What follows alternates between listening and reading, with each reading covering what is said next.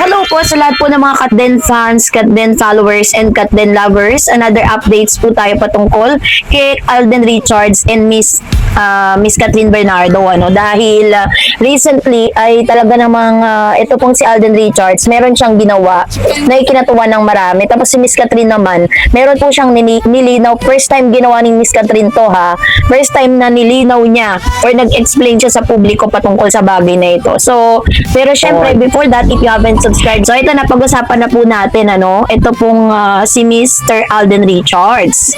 Kasi si Alden Richards po ay naglabas na ng impormasyon patungkol sa kanyang magaganap na meet and greet or fan meet. Ang akala ko libre po ito, pero hindi pala. Sabi diyan, the ticket details for Alden Richards, ARXB moving forward fan meet are here. According on the Instagram post by his company, Myriad Corporation, ticket prices range from 800 to 4,800. Here's the full list of tickets prices. Ayan, so meron siyang diamond, platinum, VIP, lower box, upper box.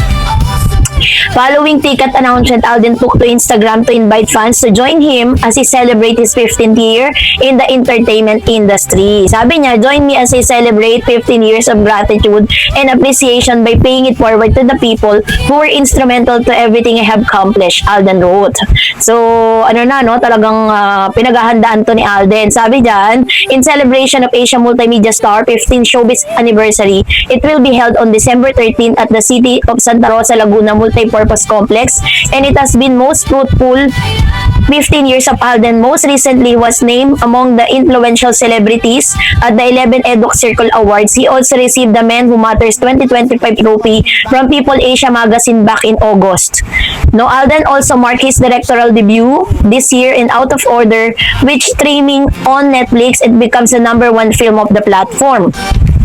The film premiered at 2025 Jagran Film Festival in India in September and was featured in the competition section of Vietnam Da Nang Asian Film Festival in July. Kaya naman sinasabi ni Alden Richards na sobrang dami niyang talagang pinagpapasalamat dahil sa mga sunod-sunod na mga blessing na dumating po sa kanya. But aside from that, kinatuwaan din si Alden Richards dahil binisita lang naman ni Alden at pinasaya ang mga OFW sa Hong Kong. Sabi niya sa kanya pong pagbisita doon, naglaan talaga ng oras ang Asia Multimedia Star na si Alden Richards upang bigyang halaga at pasayahin ang mga bayaning OFW sa Hong Kong. Muling binisita sa Hong Kong si Alden para makasama at kumustahin ng personal ang mga kababayan nating OFW doon bilang ambassador ng Overseas Workers Welfare Administration.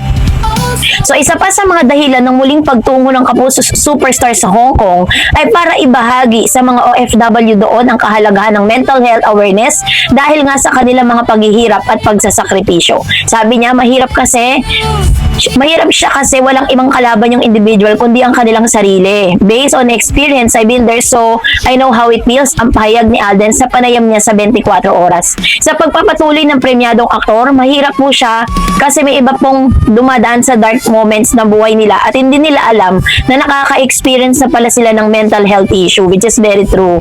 So, mahalagang maramdaman daw ng mga kababayan nating OFW na hindi sila nag-iisa kahit pamalayo sila sa kanilang mga pamilya at mahal sa buhay. Sabi niya, mahirap mag-isa, mahirap maramdamang mag-isa ka at mahirap na ipinaparamdam sa'yo ng ibang tao na mag-isa ka lang. Parang ang lalim ng pinagdadaanan ni Alden. So, nandito ang OWA sa adpa ni Alden.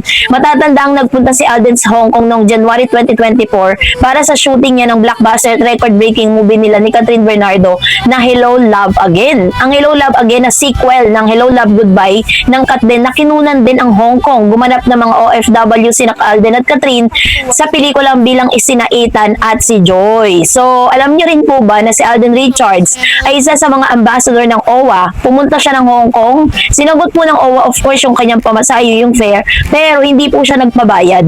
Naglaan talaga siya ng oras kasi inline din po dun sa pasasalamat niya para sa pagsuporta din ng mga kababayan natin na mga OFW sa Hong Kong dahil, syempre, di ba, parang isa rin po sila sa talagang mga sumuporta dun sa movie nila ni Miss Kathryn. Kahit naman talaga sino gagawin tong isang bagay na to para po maipadama mo yung iyong pasasalamat sa mga kababayan natin.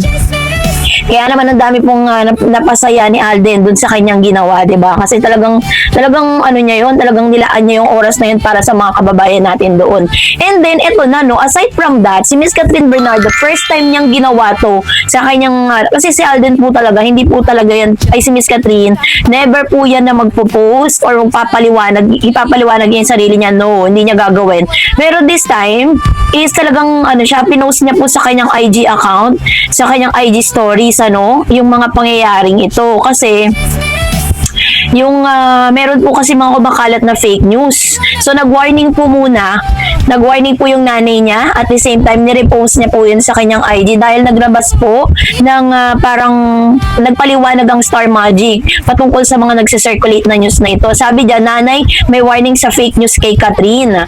Nakiusap at nag-warning na ang nanay ni Catherine Bernardo na si Mami Min Bernardo sa mga netizen bashers na ginagamit ang pangalan ng anak niya sa mga peking kwento.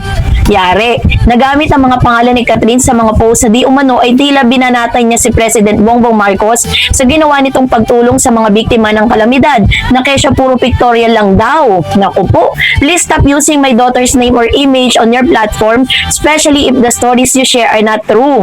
Splice, ang isang kwentong pag dinagdagan o binawasan ng kahit isang salita, naiiba ang kahulugan at nagiging fake news. Sabi dyan, don't worry or don't twist the story para lang dumami ang views nyo. It's unfair.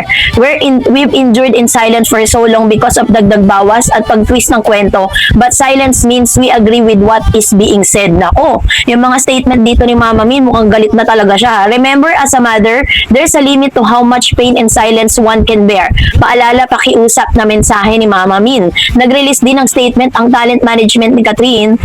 Statement on fake posts involving Catherine Bernardo. Star Magic would like to inform the public that our artist Catherine Bernardo did not make the remark that is circulating on social media. We ask everyone not to share the fake post and verify information before sharing. Maraming salamat. Kaloka. So ganito katindi, no? Ibig sabihin, kaya nagsalita na ng ganito, sabi ni Mama Min sa kanyang statement, nananahimik sila sa mahabang panahon. So ngayon lang talaga nila ginawa to kasi gusto nilang putulin na yung mga fake news na kumakalat. Kasi those bashers or those fake news is trying to tarnish the name of her daughter, Catherine. Kasi syempre, di ba, parang ang peg kasi ni Catherine, she will never speak out about those things, di ba?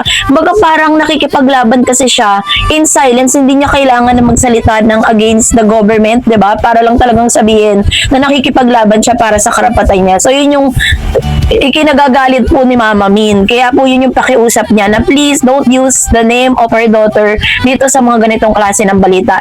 Biruin po ninyo, haba ng panahon talaga, hindi po nila dinidepensahan yung sarili nila.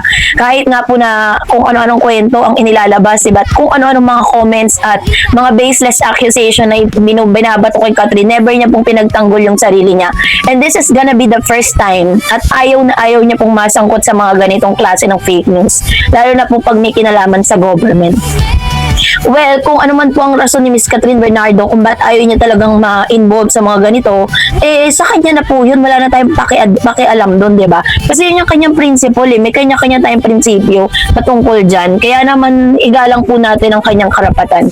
So, that's it for today. For more videos and updates, please don't forget to like and subscribe, and please don't forget to follow my Facebook page, Dar Eds TV, and Dar Eds channel. God bless everyone!